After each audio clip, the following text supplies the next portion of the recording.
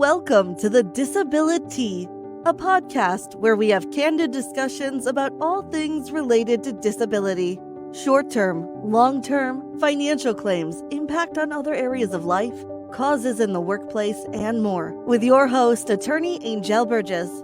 You can find this show at www.disabilityhelpline.com and on YouTube, Facebook, LinkedIn, Apple Podcasts, Spotify, Google Podcasts, Stitcher, and more.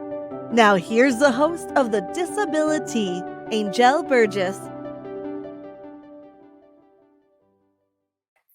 Hello and welcome everyone to the DisabiliTEA.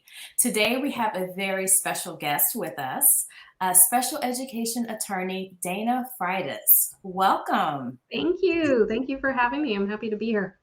Absolutely. We've got so many questions for you, so many things that we want to learn about special education law. So let's just dive right in. Okay.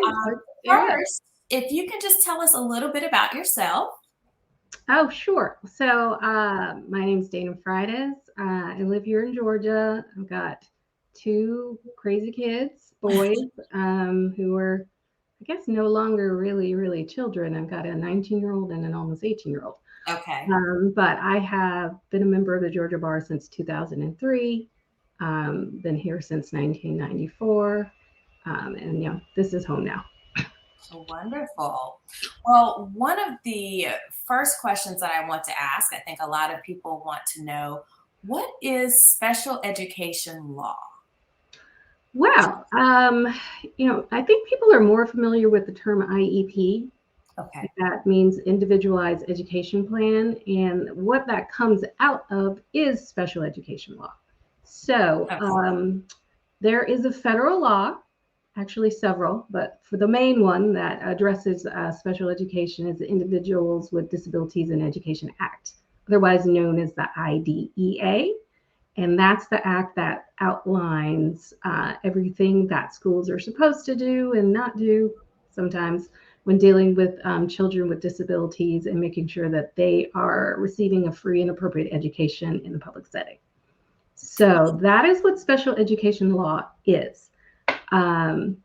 It also interacts with a few other federal laws that you might have heard of. Section 504 is not as well known as the ADA, but that's one that everyone is generally have heard of.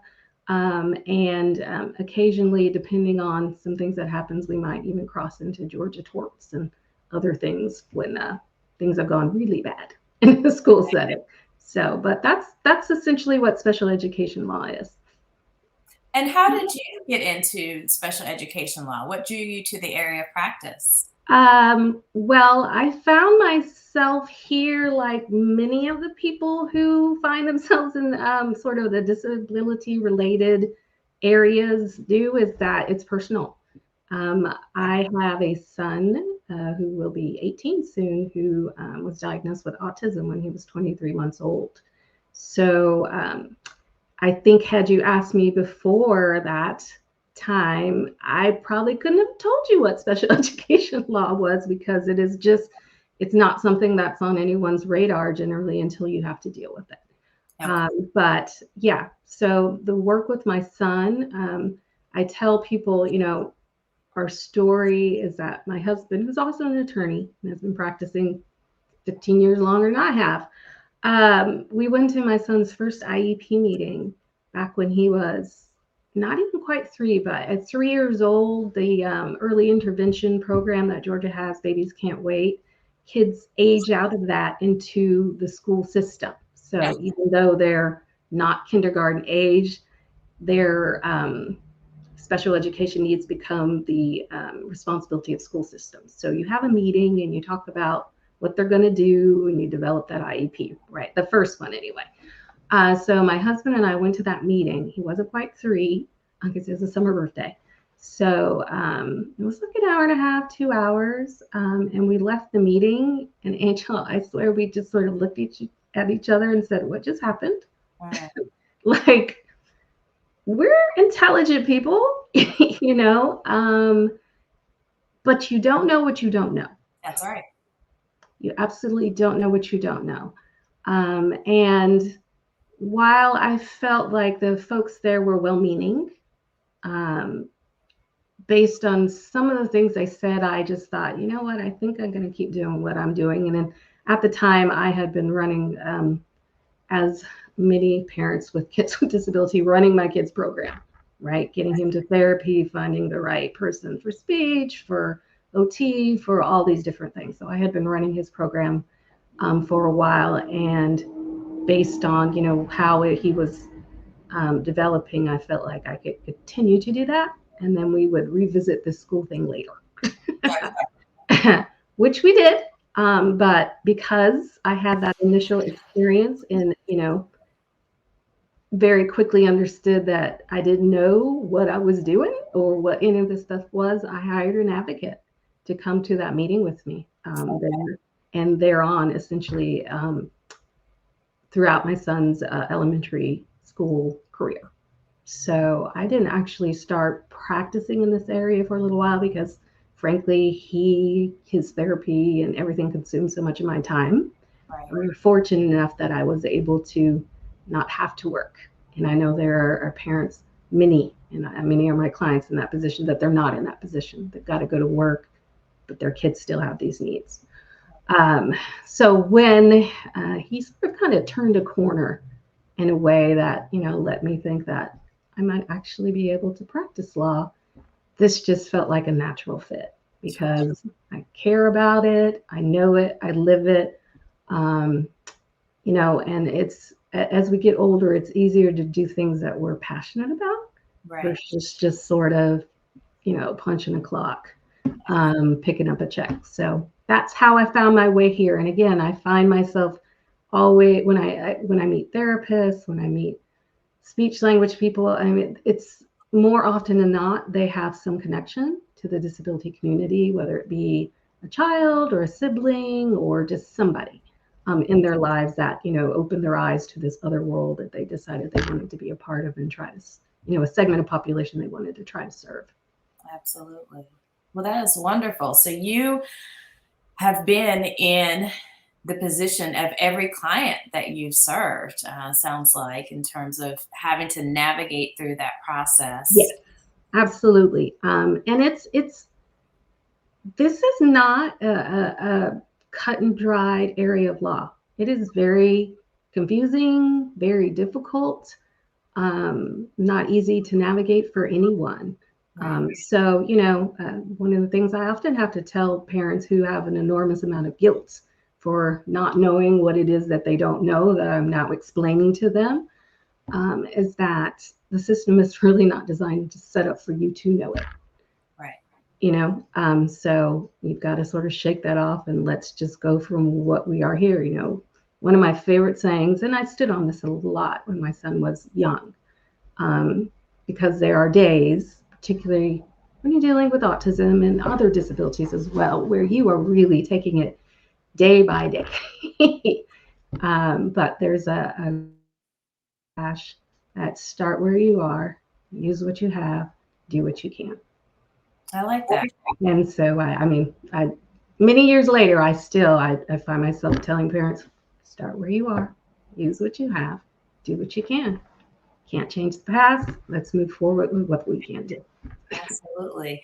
So how does a family know? What are some indicators that, I guess first I'll ask, that their child may need an IEP or a 504 plan? And then I guess my second question is, from that point, how does a family know that they need you?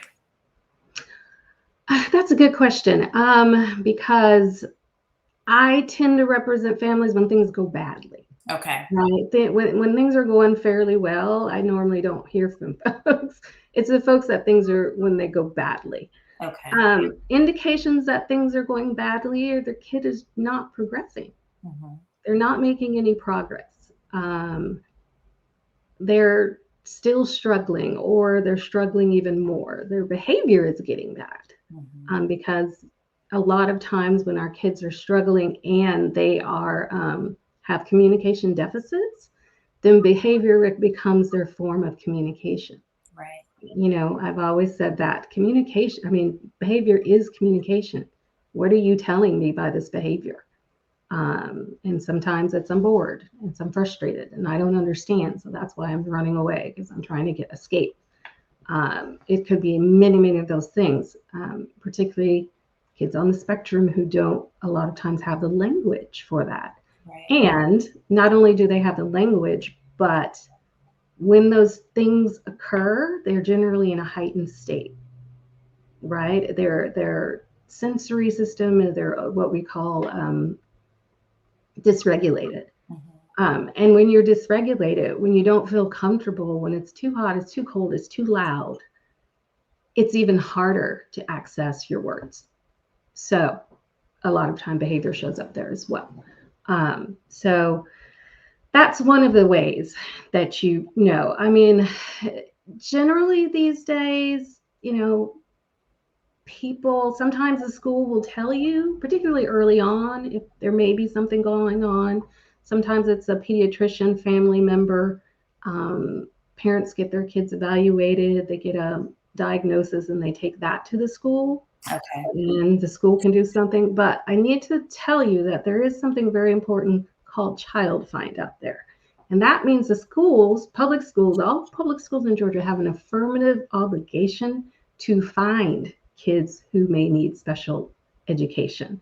So they're not okay to just sit and wait for a parent to ask for an evaluation. Okay. Given the circumstances, under certain conditions, there can be clear signs that a child is struggling and in need of an evaluation. And in those cases, it is they have a duty under the law to say to the parent, I think we need to do an evaluation. Now the parent can always say no, but by then they've met their duty. They at minimum they have to ask. Okay. So we call those child find violations, or their child find obligation. It actually applies to even kids who are in private school. So it's everyone in the community. Okay. If you have a kid in private school and there's stuff, something going on, you can absolutely ask for the public school district to do an evaluation of your child. It's not, you don't have to be enrolled in a public school for it to happen. You just need to contact the public school of whatever district. And usually that's counties here. Most of the districts are set up by counties, although there are a few school systems that have districts within counties, like Marietta City Schools, Atlanta Public Schools. Atlanta obviously is in Fulton County, but they have their own school system. And then there's also a Fulton County school system. I learned the other day that there's Beaufort City Schools, which I didn't even know about. But they're in Gwinnett County, but they're their own little school system as well. So that's a resource that I didn't know that until I have been practicing. I had no idea that was the case. A lot of referrals come from Babies Can't Wait. Obviously, that's how we got in touch with the school system, because we have been a part of that program, and you get funneled to the next level. So that's another way kids enter special education. But yeah, that's it's a lot for sure. Wow. So with, once a school has identified that, a child, needs an IEP or needs a 504 plan or needs, something. Yeah.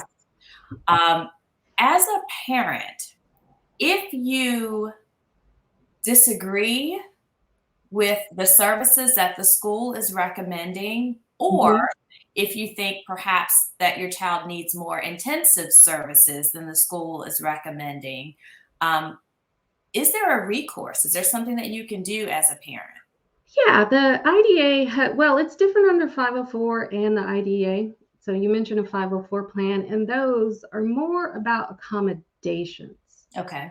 Okay. And a 504 plan, an IEP is about accommodations, modifications, and specialized instruction. So you can, and to be honest, kids who qualify for an IEP generally also qualify for a 504 plan. But you see people using one or the other, and I always, of course, use IEPs because that law has more teeth, frankly. Okay. If there's a violation, I'd rather it be under the IDEA than 504 because there's a lot more recourse. Okay, so there are two main ways or two main complaint avenues you have under the IDEA. One is you can file a complaint with the Georgia Department of Education, and the other is to file a due process hearing request, which is our version of a lawsuit. Okay. So we don't go into superior court, or we don't go, and I know you did Social Security, the administration, we don't do that. We go before a Georgia administrative law judge. Okay. It's the Office of State and Administrative Hearings, OSAH. Okay. And we go before them. And while it resembles a lawsuit in many ways, in others, it's very different. It's the one of the purposes of the IDEA, particularly when it comes to litigation, was a recognition that, listen, if when there is a dispute and kids are in need of services, if we have to go through the regular court process, which can last for years, Right. and these kids are not going to get any immediate relief. So they developed I want to call it sort of a hybrid or a mini sort of litigation experience where the timelines are very short. Okay. Under the IDEA, you're actually supposed to have a decision about your particular issue, no lower than 3 months after you filed it. Okay. Which, as you know, under the superior, that never happens, right? Fast.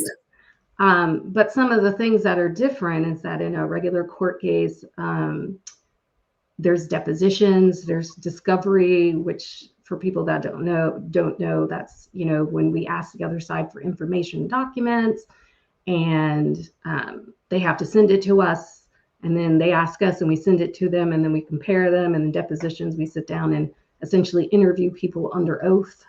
But we don't get to do 99% of that under Georgia law. Other states actually allow some discovery, but Georgia's very limited. We get notices to produce, and that's it.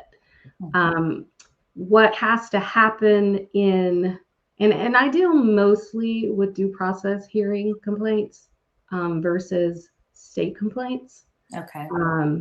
For the type of violations that my practice handles, a state complaint generally isn't going to be the proper avenue for that, because Georgia's Department of Education has been very reticent to make any rulings on anything other than just procedural things. Okay. So there are timelines. So, for example, the school says your child needs an evaluation. You agree. They give you what's called a consent to evaluate form, which you sign, which essentially gives them permission to do all this testing. For the first introduction to this whole process, they have 60 days from the day that is signed to have that evaluation completed. Okay. And why by evaluation, it's supposed to be a comprehensive evaluation. So it may be a psychological evaluation. It may also be a speech and language evaluation. It may be an occupational therapy evaluation. All of those are sort of pieces of a big piece, or a big of a puzzle that we call the comprehensive evaluation. But they've got 60 days to get that done. Okay. So if that doesn't happen within 60 days, and that's happened, that's a procedural violation. They are out of compliance with the law. And that is something that I could go to the Georgia Department of Education and say, they're out of compliance. Tell them to get into compliance. And for something like that, they would likely say, you're out of compliance, get into compliance. Okay. Where the type of cases I deal with are, however, more than just procedural violations. We're looking at whether or not the evaluation was appropriate overall, whether or not it actually covered all the things that it needed to cover, whether the initial IEP or IEP, whatever year it may be, was appropriate. Did it really address the child's needs?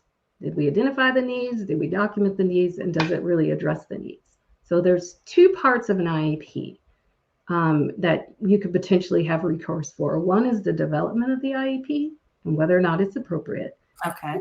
Two is the implementation of the IEP, whether or not it was implemented correctly. Okay, either one of those can be fertile ground for an issue.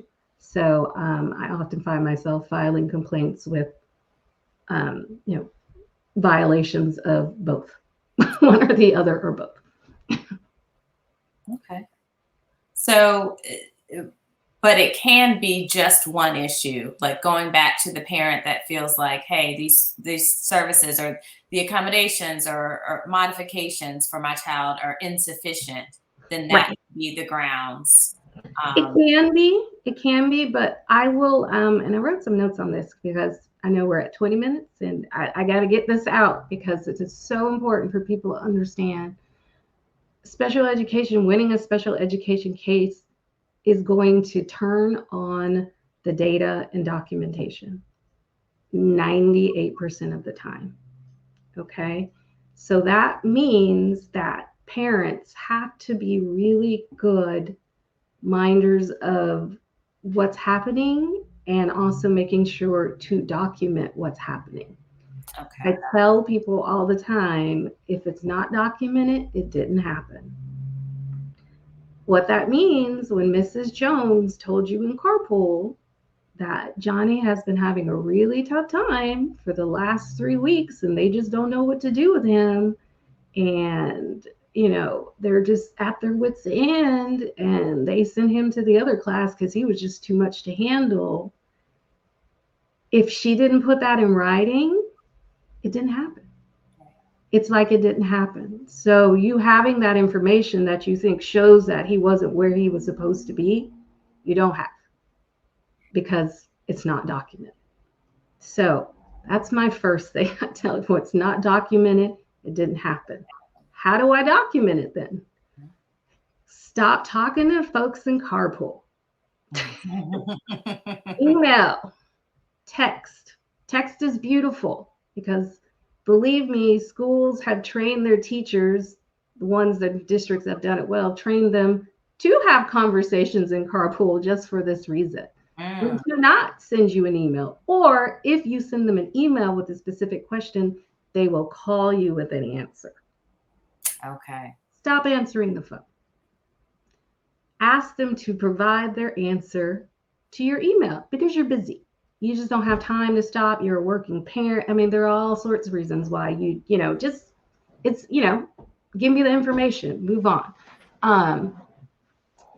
Text, I find, is a really good way because there's still some sort of belief that texting is not documenting.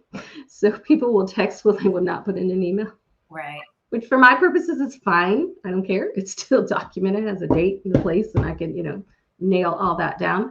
And I do tell parents, if you do get caught in carpool, and believe me, I get it. I have had to go pick up my son for X reason, and obviously I'm not going to not speak to the person there. But what you do is you come home and you write an email summarizing the conversation. Send it to that person. A contemporaneous record that says, hey, thanks for talking to me in carpool about Johnny's XYZ. My understanding of what's going to happen from here is A, B, C, D. If I misunderstood, let me know. You've created a contemporaneous record of a conversation that otherwise would never be able to be documented. Right. Now, that's never as good as having the person actually write it themselves or say it out loud that it's recorded. That's the other thing. You can record your IEP meetings. Here in Georgia, you have absolute right to do that. And I've heard many times from schools that have said, no, you don't, or just outright lied. Mm-hmm. And then when you hear things like that, your question should be, show me where the law that I can. Right. Please let me know what section of what are referring to that says I can't do that. Mm-hmm. Okay. If they say, well, you didn't give us enough time to know, let me tell you, these districts are ready to record their meetings. I record every meeting I go to. It's not a thing anymore, particularly now that meetings are done via Zoom. They're pressing a button. Right. everybody's ready to record. If not, they can be ready in the drop of a dime. If they tell you they can't, it needs to be rescheduled. Well, guess what? Call their bluff, reschedule. Mm-hmm. And then confirm in writing that they canceled because you were not allowed to record and they needed notice. So you're giving them their notice. And when can we get together so we can have our meeting where I can record? Excellent. Okay. There are apps out there. I use apps now. Otter is an app that not only records but transcribes. Nice. So I use Otter. I literally just turn it on at every meeting. The transcription isn't perfect, but for what it is, it's great. You know, when I started, we certainly didn't have that at all. And I live to tell you too, and I certainly understand the relationship part with the school and your school teachers. These are people who are educating your kids, and there is a trust relationship there. I get that. I have it. I really, really do. And I also, you know, I'm the first one to tell everyone that being an educator is a hard gig right now. Well, it always has been, but it is really hard. And nobody signs up to be a teacher, particularly a special education teacher, if they don't want to do that type of work. Right. All right. Now, are there people who should probably find their way out? Yes, of course there are. But by and large, the people that are there want to do well. They just don't have the tools that they need or the freedom that they need to give your child more, to basically make that program better. Okay. I call this sort of my toolbox, you know, the type of teacher I'm dealing or other providers, speech, whatever. I call it my toolbox theory, is that every therapist comes with their own toolbox, right? And in it are all these different strategies and ways to reach kids. And if this happens, then I'll try that. This happens, I'll try this. And how good of a therapist or teacher they are is going to depend largely on how big that toolbox is and their willingness to add new stuff to it. Yes. Okay. So if you've got a teacher with a smaller toolbox, but you know that if you do XYZ for Johnny, then he does that without any problem. And you share that, because this is supposed to be a collaborative relationship. Okay. I will be the first one to tell you too that if your idea of special education is to send your kid to school and tell them to fix it, then you are part of the problem. This is a collaboration. They are not just disabled at school. They are disabled at home, and they have an entire life that you have to address. All right. So it has to be a collaboration. And nobody knows your kid better than you do. Right. So you aren't just a small voice. You are a part of that team when the process works like it's supposed to be, like it's supposed to. And your opinions should matter. Your opinions, and basically, and not your, I should reframe that, not opinions, but the data that you bring, the information that you have, that's data. Okay. That you bring to the table should be considered.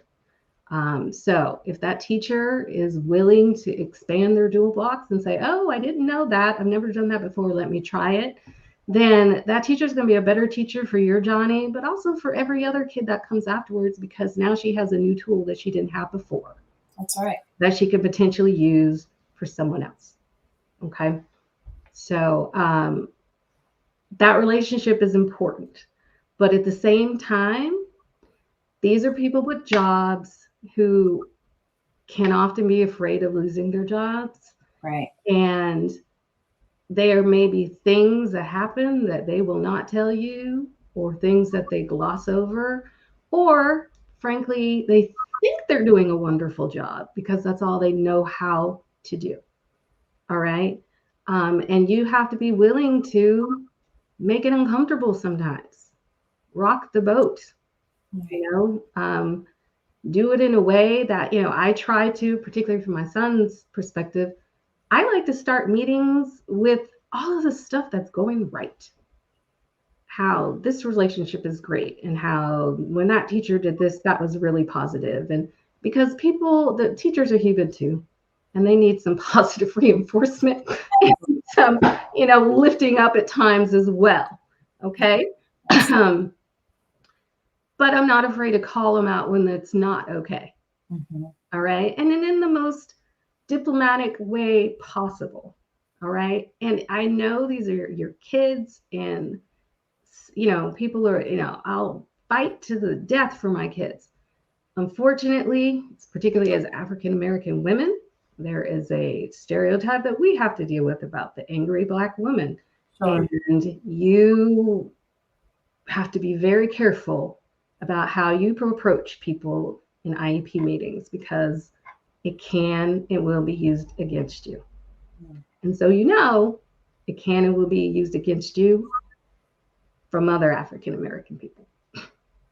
Okay. So we're friends, but I'm here for my kid. All right. And I have to be, and we can be friends. I can tell you what you're doing great. I can also tell you what's not working so well. Mm-hmm. And usually we're more receptive to what's not working so well if it's not like 100% complaint fest. Right. We're like, okay, we did something right. My son is in 11th grade, and I show up and we talk, and I turn my record button on every single time.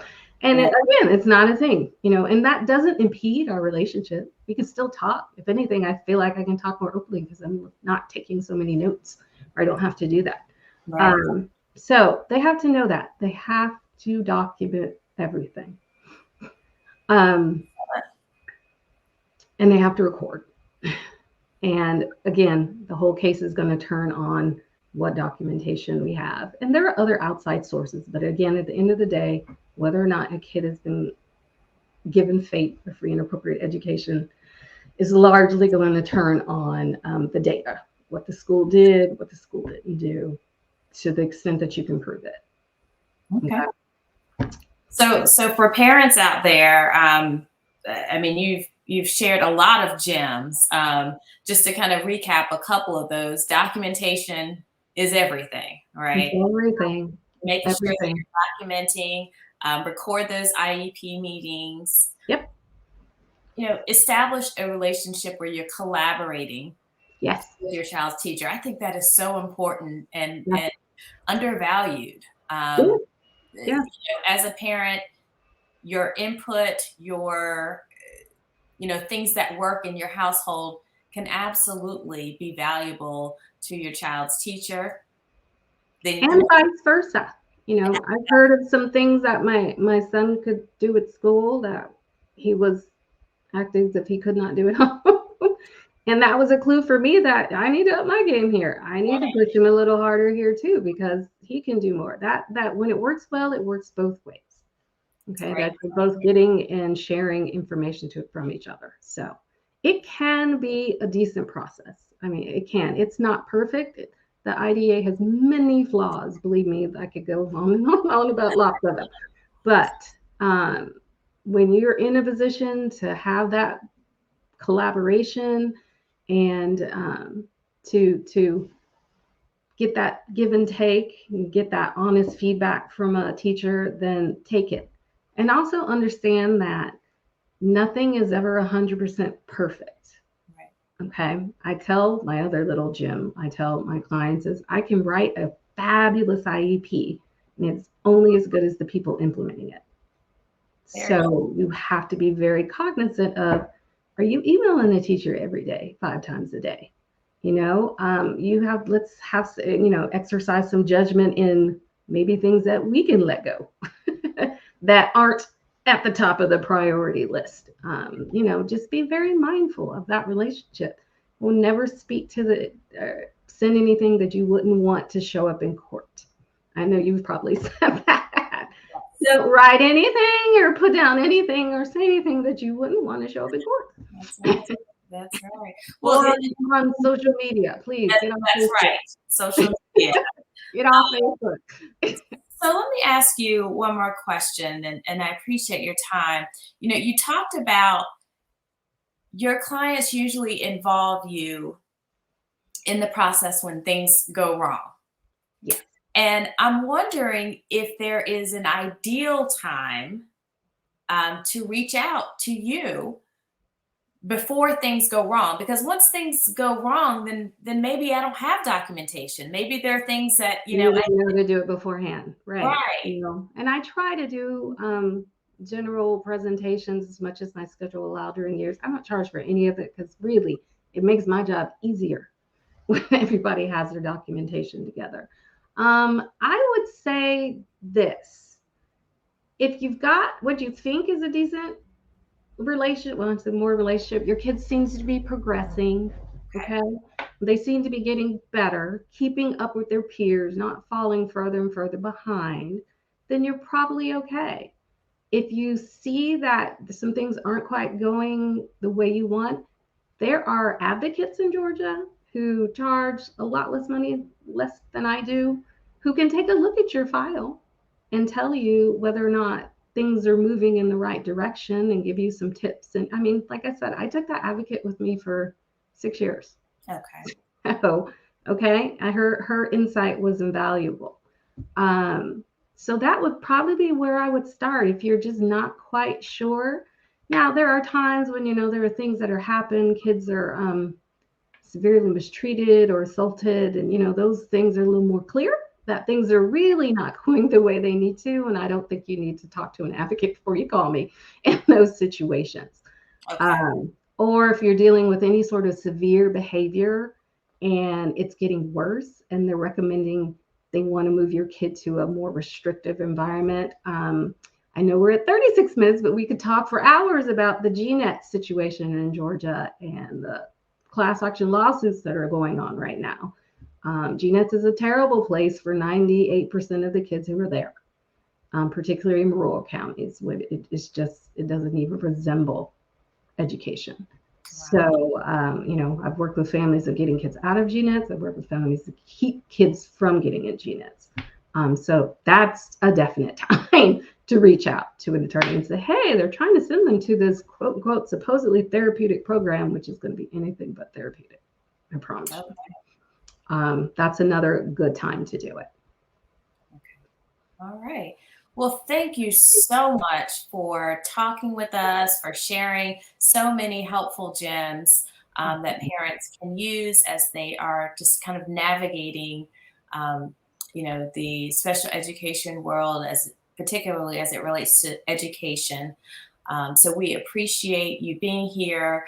Tell us the best way for our audience to reach you if they have questions or if they're in one of those situations. Right, or they need to reach me. So I am a solo practitioner, which means I do everything in my office. So the best way really to reach me is going to be through my website. It's www.friduss.law. That's a little strange. So it's FRIDUSS. law.com, and there is a contact form, and that will send me an email. And truthfully, that is just the quickest way for me to engage people, because then I can respond when I'm available, and then I try to set up consultations that way. So that's probably, that's going to be the way. I mean, my phone number is there, you can call, but you're going to get to me quicker if you send me the contact form. Perfect. Okay. Again, thank you so much for joining us. And thank you all for watching or listening to this episode of the DisabiliTEA. We will talk to you next time. Thank you so much. You've been listening to the DisabiliTEA with Anjel Burgess. Thank you for your positive reviews, comments, and sharing the show with others. You can catch prior episodes at www.disabilityhelpline.com and on YouTube, Facebook, LinkedIn, Apple Podcasts, Spotify, Google Podcasts, Stitcher, and more.